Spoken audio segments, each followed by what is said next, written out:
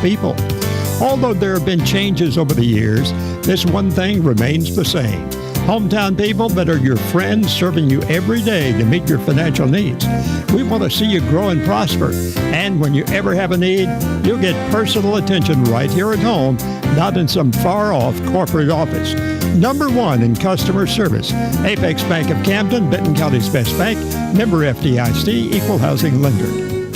Good morning, ladies and gentlemen. Welcome today to Operation 7570. Great to have you with us today, whether you're watching us on Facebook Live, listening to WRJBradio.com, or 95.9. Sun is shining today, and it looks much, much better than the weather did about 8 or 9 hours ago. A lot of emergency first responder crews were out all night long throughout the county and various things that they had to do with cleanups and assessing damages out there. And before we talk our regular guest this morning on 7570, on the phone with me right now, I have the Emergency Management Director for Benton County standing by with an update. This is Richard Key. And Richard, first of all, thanks to you and all the responders that got out last night. So as we evaluate what happened several years ago, where do we stand this morning as the sun is shining? It looks much, much better. What all went through last night that you can tell our listeners about? Well, we had, I know the electric company and county highway department, they got called out probably right in the middle of all this. Just talking to Buck, had 23 roads that were blocked with trees, mostly in the south end of the county. Electric company still out working.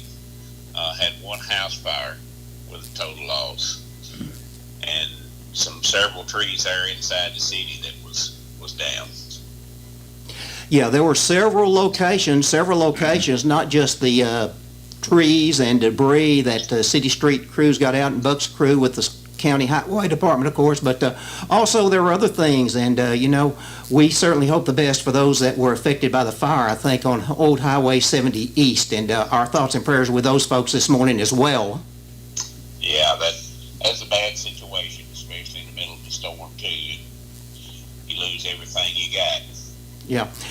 And as we stand this morning, you mentioned the fact, and I heard them on the scanner this morning, the light crews are still out in certain areas. And I know that Scott Owens and all the personnel with Benton County Electric, they're doing all that they can to get power restored to people who are still without power this morning.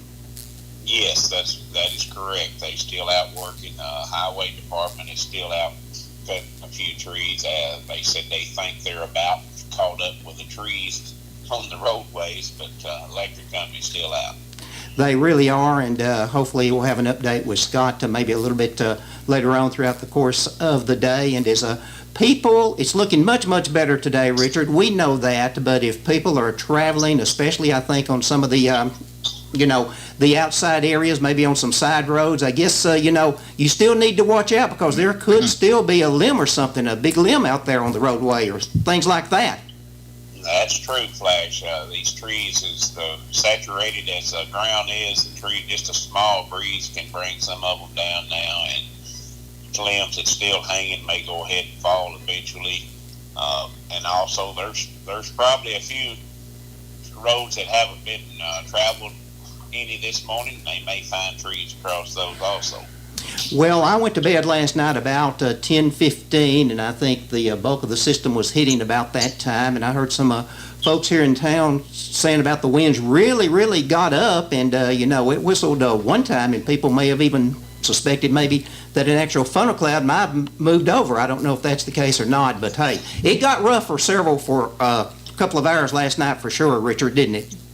It did. It got pretty rough winds out there. Of course, it's saturated, like I said, saturated as the ground is. It was pretty easy to blow them over, just thankfully that the foliage was not in the trees, or it would have been a lot worse. Absolutely, absolutely. And while I've got you on the phone, I might just ask you just for a moment or so before we get to our regular programming with a guest today, Richard.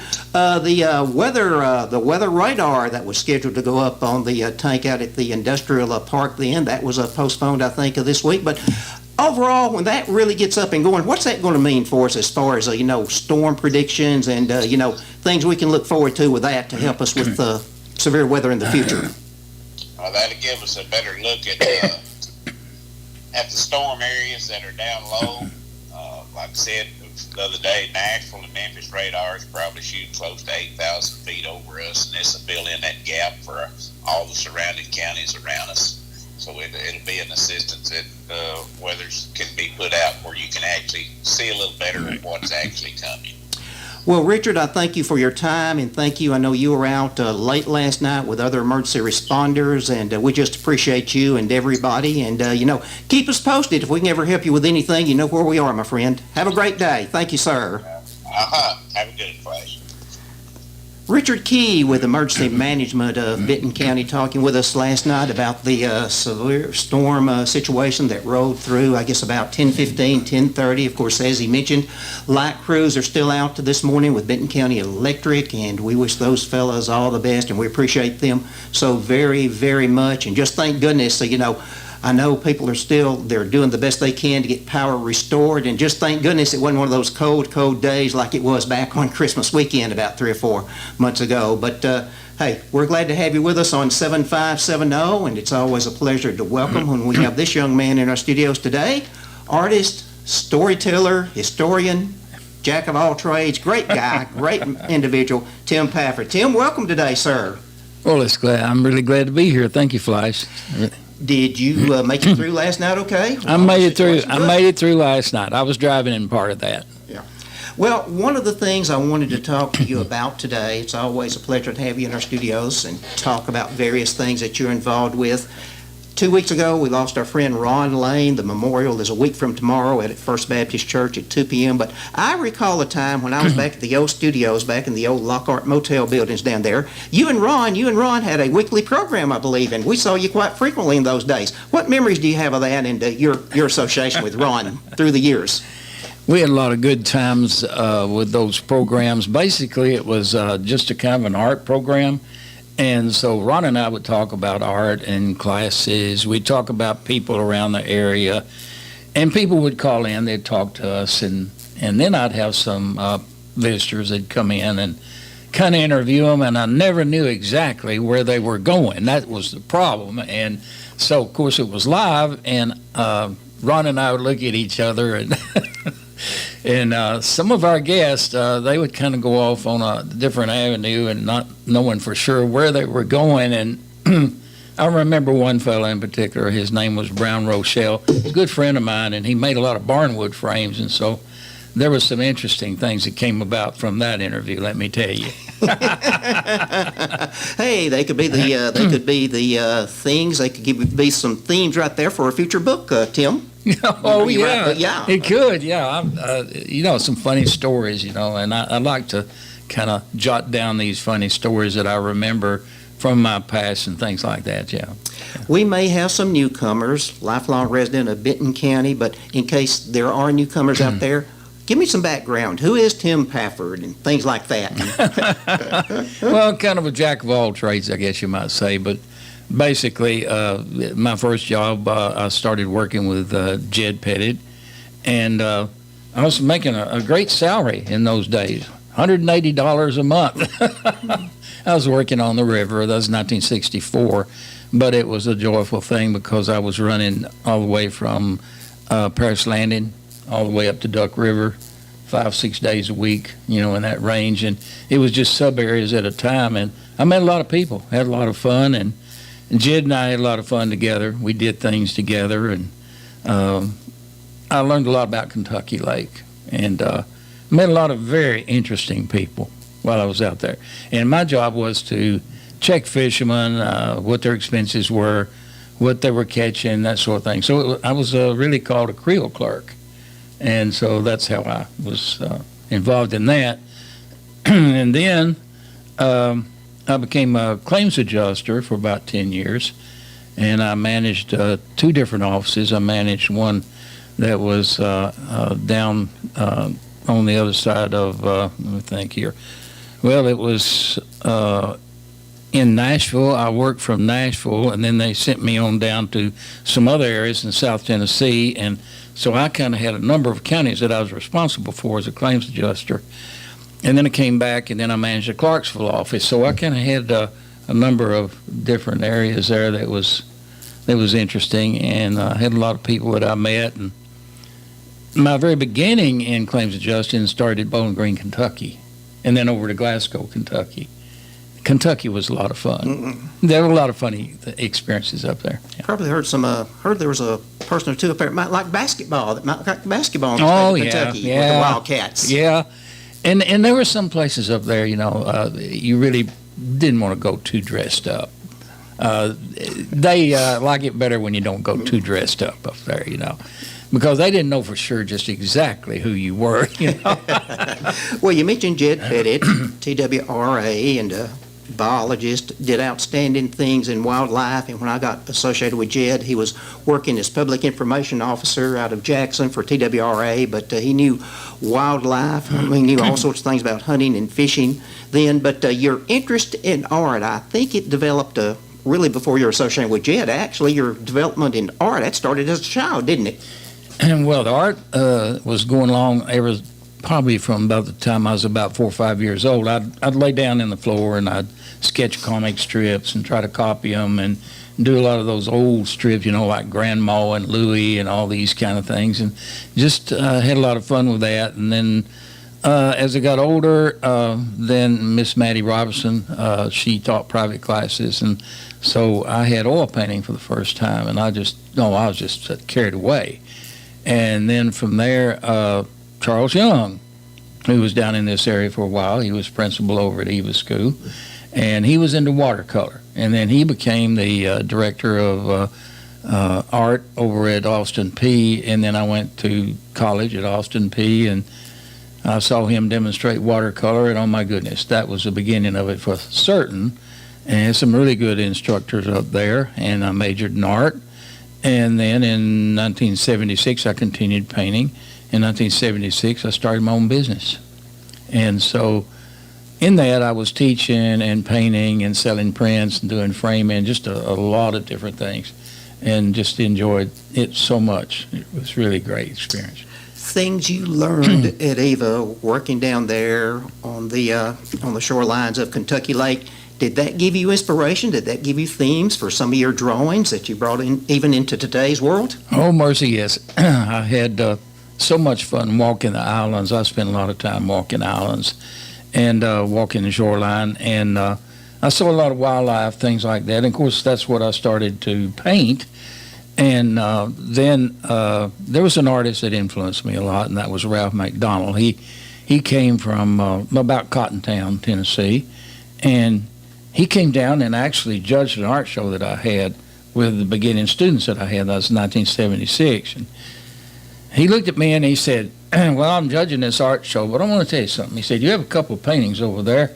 One of them's that old mill. He said, that will print, so why don't you go ahead and print that? And I believe it'd sell for you. I think it'd be a good one. And I did that, and that thing sold out. And so then the next thing is I had another one, and I started into making prints like he was making prints. And of course, he was a kind of Ducks Unlimited guy, but I was into landscapes, ducks, wildlife, everything.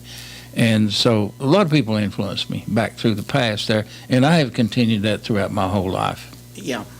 And I'm sure it's got to be very rewarding to you when you do art classes where it is private lessons or in a university setting like at Austin P or wherever it might be, Tim. It's got to be very rewarding to have a young man or a young lady come in, nervous on the beginning, but during the course of the instruction, the weeks or however long it takes to complete the classes, it's got to be rewarding to see how much progress he or she's made in that time with you.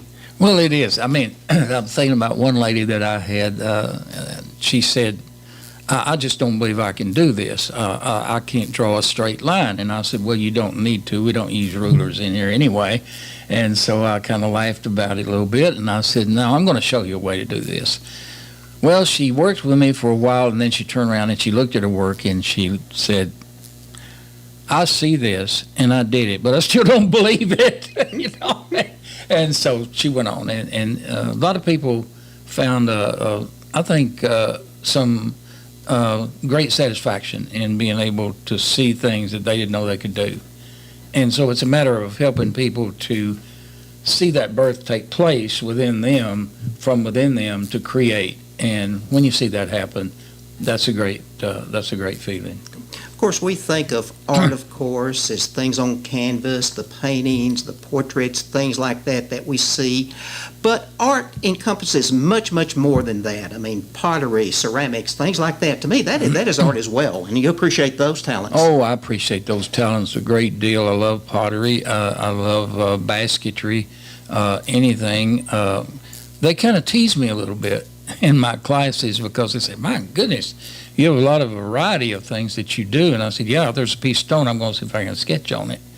And so I handed a person a piece of marble that I picked up over at Lowe's one time, and so I sketched a scene on it, and they said, how did you do that? I said, well, just with a pencil. But you can sketch on marble, you can sketch on driftwood, you can burn it with a wood burning kit, you can do all kinds of things. And so it's like my mom said, when I'm just kind of walking along the shoreline and out around the river and, the wildlife and all that, I look down and I say, well, there's treasures everywhere around here, There could be artifacts, there could be old things from ages past, back in my great-grandfather's time, things like that. You never know what you're going to find along the lakeshore. Yeah. Yeah, for sure, for sure. Now, there come a point in your life as well when you become a minister with the United Methodist Church and still do some speaking. And we were scheduled at Liberty Post Oak 3 or 4 weeks ago. Unfortunately, had a little illness, couldn't be with us. We're looking forward to having you back. But what prompted or how did you get involved with the ministry a few years ago? And how has that helped shape you now? And I guess you feel themes for your paintings can come from topics to a congregation and vice versa. Things you paint can be a sermon. Well, it actually started when I was a little boy, and my grandfather was a song leader, and then my dad was a song leader and a Sunday school teacher. And so we went down to the Eva Methodist Church. And then I was swapping about as much time with the Eva Baptist Church as I was at Eva Methodist Church. And that all started with kind of an arbor thing, where they had a brush arbor, and then they built the Eva Methodist Church. Well, the Baptist Church didn't have a church.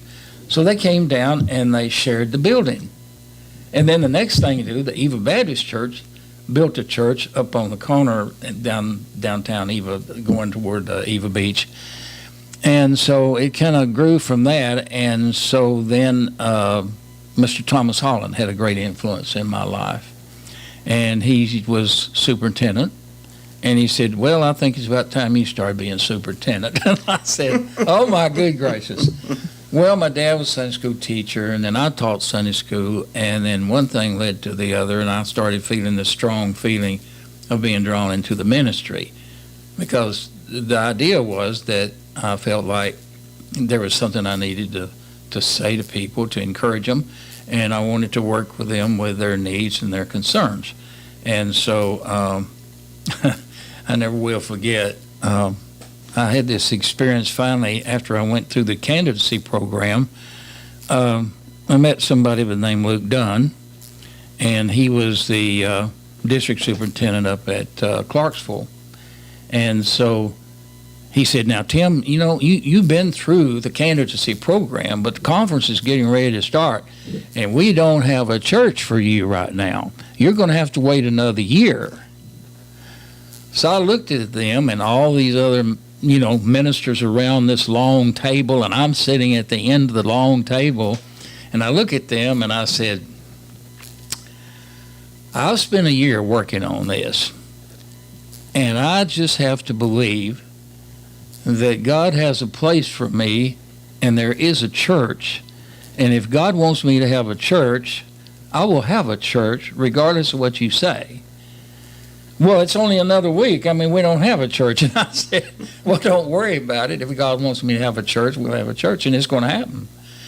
So sure enough, 3 days later, I get this call, and I looked down and said, you got your church. And I said, you have your church. And so that was the beginning of it, and it was a little place called, it was close to Clarksville. It was just outside of Clarksville, kind of Henrietta area. And so that was the beginning of it. Two charge. It was two churches in that charge.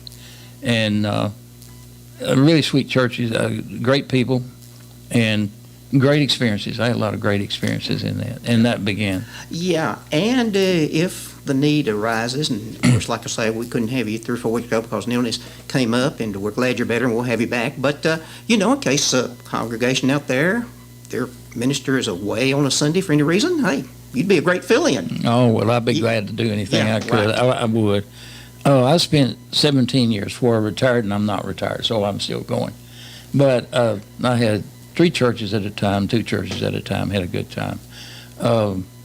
It was a lot of a mix of needs and concerns and so forth, but it has been a great deal in my life, and it's also come through the paintings because some of the paintings that I have religious overtones in them, and it means a lot to people. I had an experience just recently over at Paris Academy of the Arts when I was over there teaching, and I had painted this painting, and there was a lot of light in the painting, and this lady looked at me and she said, "I see God in this.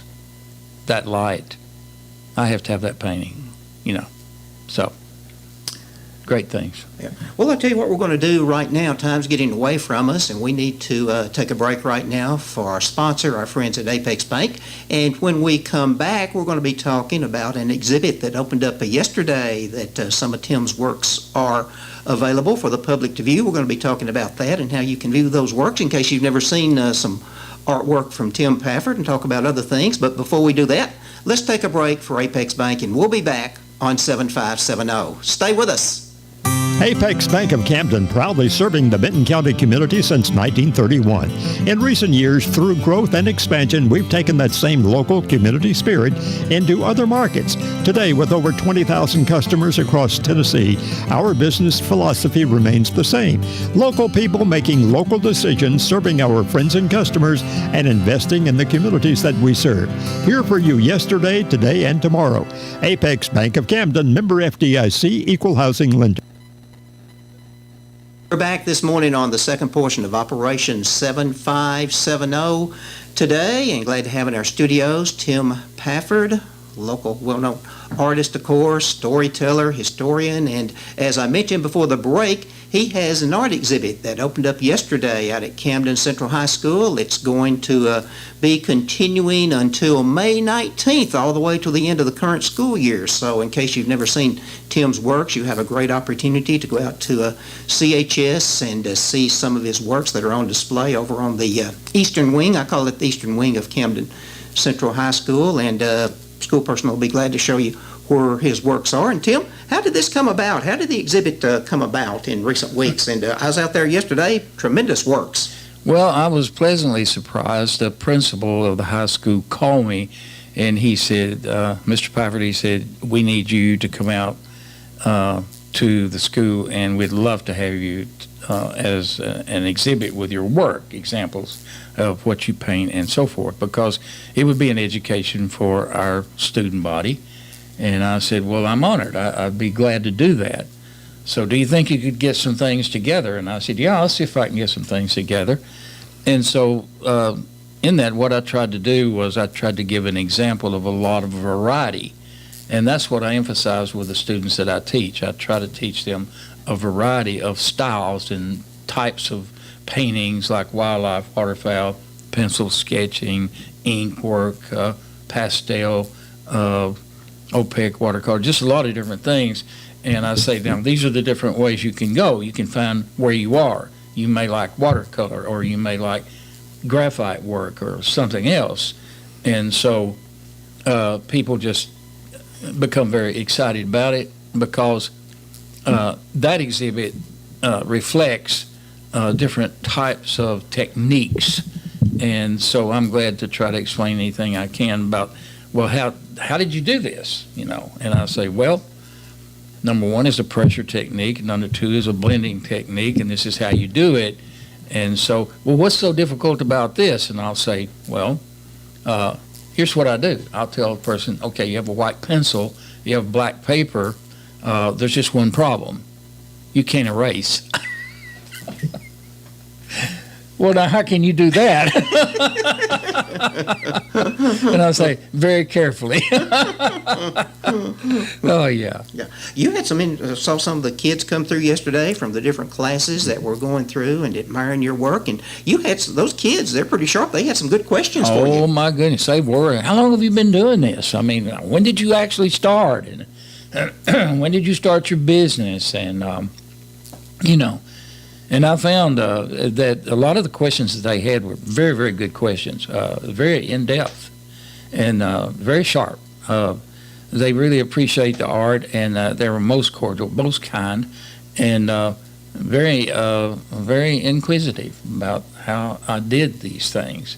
How long did it take you? That's another question they were asking. And so what are you trying to say with this? Is it more than what it seems like it is? Do you have messages in paintings, or are there feelings? And it was complex. I mean, Well, anybody, you and I, can look at a painting, whether it is a painting from Tim Pafford, Ralph McDonald, but you see something in that painting. I'm going to look at that painting. I'm going to have a totally different feel for what it's all about and get inspiration, and Luke may have a third type of feel, but that's okay. That's okay. Everybody gets, and that's what art. That's part of art, the process. Well, it is. The thing about art is the fact that you can kind of create fantasies for people. Like, for instance, some people may want to go back in the past, and they say, "Well, could you put my grandparents sitting on a porch swing?" Sure, I can do that. See if you can find some photographs for me, and I'll put them on a porch swing for you, and we'll paint the old home place. And I have photographs or something, and it just thrills people, when you can do that, and it thrills me. And so it's just a matter of what does the person want? Somebody may say, I want a 10-point deer right in front of my deer stand. That's never happened.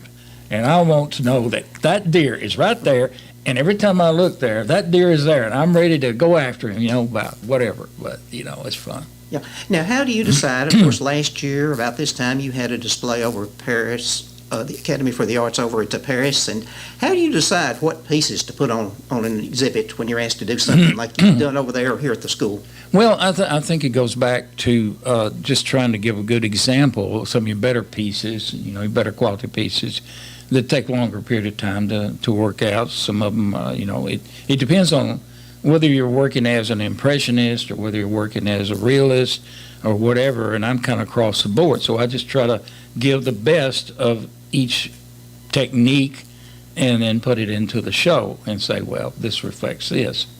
And so then people see the variety and they find something that they like about it. It may be abstract or semi-abstract or realism. Oh, that's what I'd like to do, And so what I try to do is say, well, these are the kind of classes that I teach.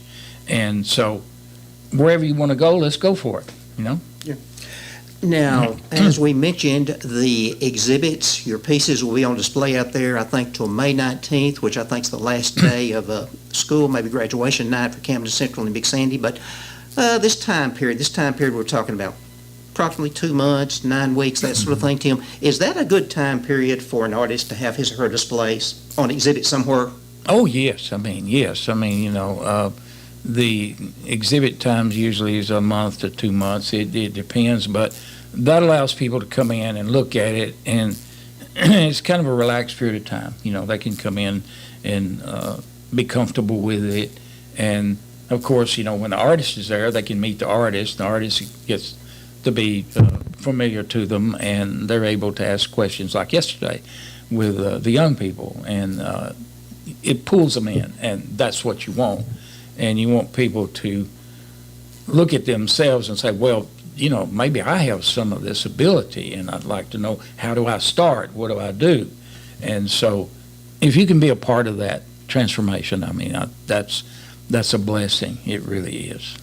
Now, when you sit down to do a piece of work, and of course, the times that you start till time's completion, that's going to vary, I know that. But might you be working on more than one particular piece of work at the same time and go backwards and forth to each work you're working on, Tim? Or how does an artist balance his time with so many projects? Well, when I was up in Kentucky for a while, around Lexington, Kentucky, I lived up there for a while, and I worked for a company, and they wanted a lot of paintings, and so I found myself setting up a number of different work areas and having 6 or 7 pieces going at the same time, kind of. And I'd work on one while that's drying. I'd work on something else while that's drying, And whether it's a watercolor or an oil, it depended on, when can I get back to this. But on one sheet of paper, sometimes I'd work on some miniatures and work on maybe 6 watercolors at a time, small ones, that sort of thing. Yeah. Okay. And what are you working on at this particular point in time as we get toward the end of March 2023 and toward the end of next week? Next weekend will be in the 1st of April. What is Tim Pafford working on right now that we can look forward to down the road? Well, there's about 3 things. Right now, I'm finishing up the south side of the square. I'm also finishing up the north side of the square, and that's going to complete the whole series of the Camden Square back about 1950s, 40s. And then also the cotton gin. I'm working on cotton gin. And so I'm going to have that before long. And it's going to have some old wagons and cotton and all this. And it's the one down on Depot Street down there. So I'm working on that. I've just completed a home place for some people. And now I'm beginning to try to set everything up to where that I can go in some really large oil paintings that reflect some real high-quality work of scenes and different kind of subject matter. Some of it's going to have a lean toward a little bit of a post-Renaissance with those color schemes and a little bit of something called the Hudson River painters, but it's kind of brown tones, sepia tones, but it has a glow to it, and that's what I'm working on, the light in the painting. That's what with feelings of beauty and just deep appreciation for the world that God's created. Yeah. Of course, I appreciate the paintings, the historical paintings. I appreciate all of your work, and of course, some of the things you've done on each side of the court square. Familiar with some of those businesses from the past, and of course, the pavilion down at Pilot Knob, the old courthouse, things like that. And you have the old train depot down off of Natchez Trace up there that you have fond memories of, and you got a locomotive. And people may not realize this, but there's a lot of significance with that locomotive. Tell me how that come about, and the significance, the historical significance of the locomotive in that particular piece of work. Well, that old locomotive that I painted in that particular scene was old number 4, and that was the one that ran from Johnsonville, Waverly Johnsonville, over to Eva across the river bottom before it was ever flooded.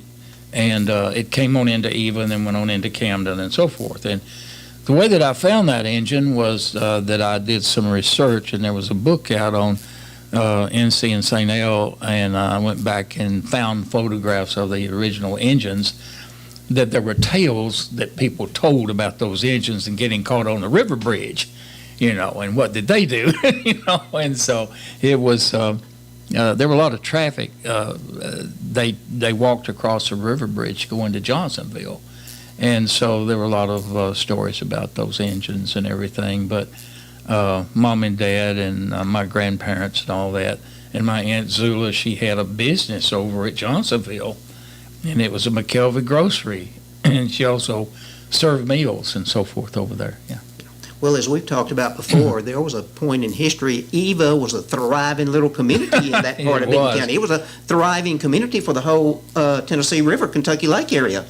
It was. Eva had if I understand this correctly, and based on what I saw in my research, there were 6 trains running in Eva a day, and there were 4 freights and 2 passengers. Of course, it lapped over into nighttime, but that's how busy it was. And they were working with produce, from the river bottom, and also other freight items that were coming into town. And I think they were bringing chickens and other things in live.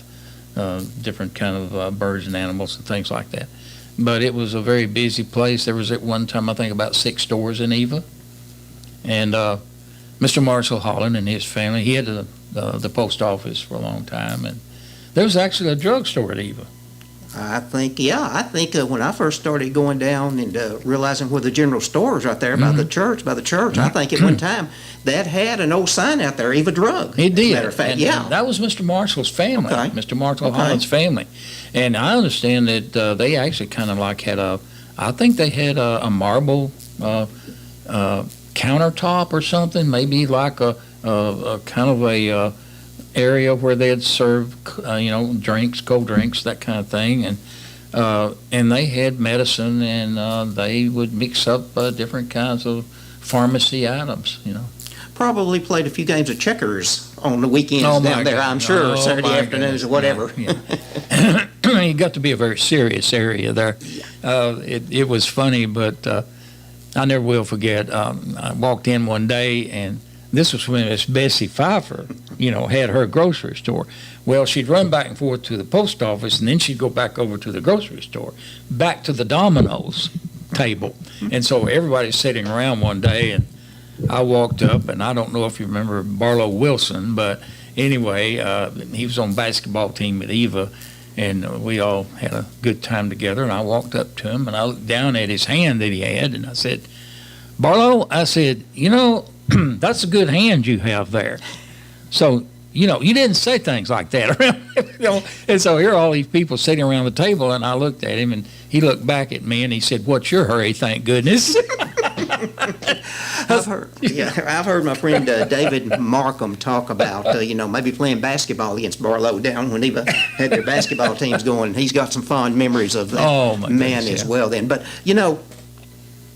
train stations, railroads running through Eva, through Big Sandy, through Fax, and I think that's a very important part of Benton County history. And unfortunately, we have some generations growing up today that probably have no concept of that. I think it's important to remember those things, Tim. Yeah. Oh, it is. It's very important. It's like at Danville, when I was working Danville in the 60s, and, with Jed Pettit, I was down there around the Danville Bridge and Danville and Faxon area a lot, and it was a fascinating place. A lot of old home places back in there, and things that had kind of gone down and all that. But Big Sandy was an interesting area. I remember the Trolley restaurant down there, and it was a trolley car, and they had a little restaurant in that thing.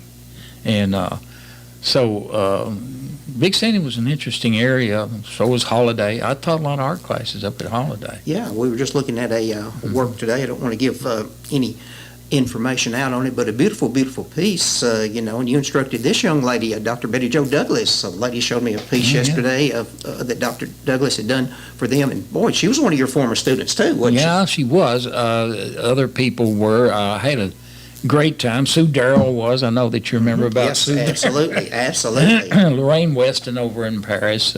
We had, I don't know, those people probably stayed with me about as long as anybody ever did. I think we had gotten into about 17 years of classes over there at Taylor Hancock. That's where I taught then. And of course, I don't know what they're doing over there, that building now, but she stayed with me until, she passed.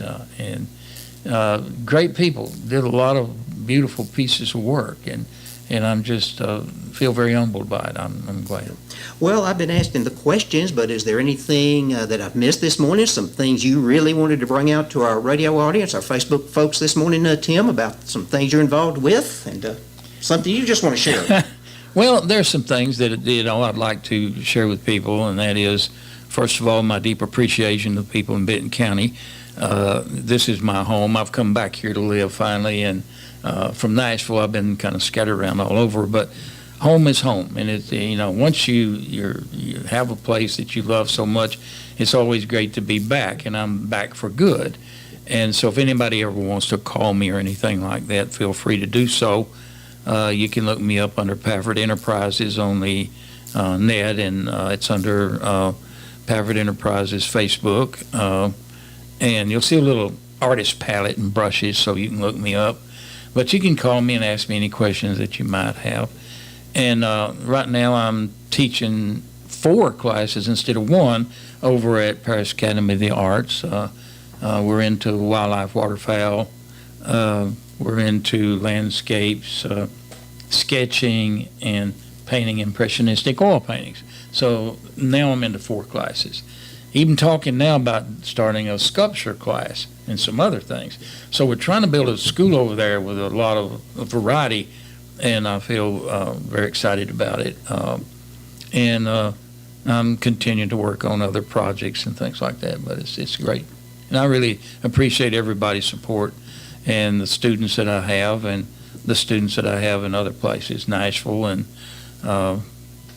it's just been a great experience for me all along, and still going strong. I know, Mayor, lastly, I think it was last July, I honored you up at the courthouse, Tim Pafford Day. Great honor, of course, well deserved then. Had some of your paintings on display up there, a nice proclamation, and well deserved. And we look forward to, what is in store for you, maybe the next 8 decades.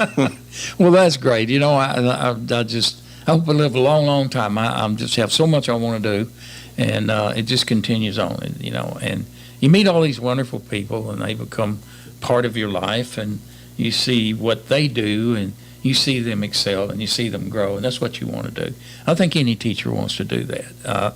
But also, it's the relationship that I have with the people around, and I've met a lot of wonderful people, and a lot of people have had a great deal of influence in my life, and I appreciate you for what you mean to me. I mean, being able to be here on the radio, it's an honor, and to know you and your family, and Larry and all of you. I've known you all since you were little. I know that, yeah. And our parents go way back together. We do. Were friends many, many years ago. Of course, never had your dad when I was a student at Camden Central High School, but remember Mr. Tip with fond memories, and he always spoke to me in the hallways, talked trades, and for many, many years. And, what would he do today if he saw how things have changed in school activities, the trades, and the computers we have today? What would he think today, Tim? Oh, my goodness. I think that he would be very, very excited, and I think he'd be very excited to see the technology and all those kind of things. I know that he was kind of a pioneer,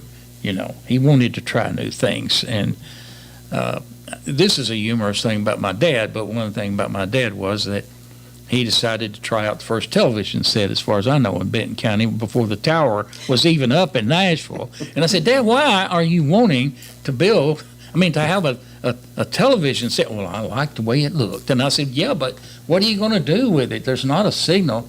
Well, there will be eventually. And I said, well, Dad, I don't want to sit there and watch snow on a screen. Well, the word went out that Dad had a television. So here come all these people. They come into the living room and they want to see the snow. Now, I'm looking at this and I'm thinking, now there's something not right here, And so then the pattern comes on. There's just weeks and weeks of the pattern. And then after the pattern comes on, finally they come in with a program. They get the tower up, and guess what it is? David Cobb mopping the studio floor. And I'm thinking, give me something more, But people would come down and they'd watch television at our house, and that was a great event, Well, you mentioned David Cobb. You brought me last year a flyer from, I think, a 4th of July weekend down at Eva Beach or somewhere down there. And I guess it went in the Chronicle, but David Cobb from WSM, some Grand Ole Opry stars, and boy, they were big festivals back there in the day. Well, they did. They even had the Grand Ole Opry at Eva in the school. They came down, and some of them, the comedians, and I remember the large bass fiddles and all these things they had out in the hall, and it was a big thing, and the whole place was packed with people. And down there in the Beach Grove that you're talking about, they built this grandstand down there, and they had them up there, and they were singing. And I remember the barbecue. Oh, my good gracious of living. I could still smell that barbecue. And they had sawdust on the ground, because it's kind of wet. Mm-hmm. And so they whitewashed the trees. Now, why did they do that? Well, it looks better. So, but a lot of funny stories. Absolutely. We'll save those for another Saturday morning down in the future, of course. But your pieces out at Camden Central High School, the exhibit will be on display to May 19th, I think it is. Are they for sale in case people see something? They look at the exhibit, see a piece they like. Yeah. Are they for sale? They are. A lot of them are for sale. I didn't put any prices on them, but they can just contact the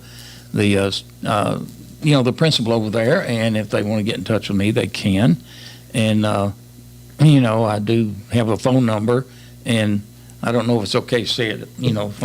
But the phone number is 731-513-2864, and you're welcome to call me if you have any questions about the paintings, or you have any inquiry as to how did I do it or anything. Feel free to give me a call. Pafford up on Facebook, Pafford Enterprises, is that right? That's right, okay. And it's under Nashville, Tennessee, but I'm down here now. So, That's right. Okay. All right. Thank you. Tim Pafford, our guest today on Operation 7570. Thanks to Tim, and if you get a chance, go out by the high school and to see his art exhibit between now and May 19th. That is our program. Our thanks to Luke Crutchfield and our other studios like always. Thanks to our sponsors, Apex Bank. I hope you have a great weekend, everybody. We'll see you next Saturday morning. Bye-bye. For more than 85 years, Apex Bank of Camden has built a tradition of local people serving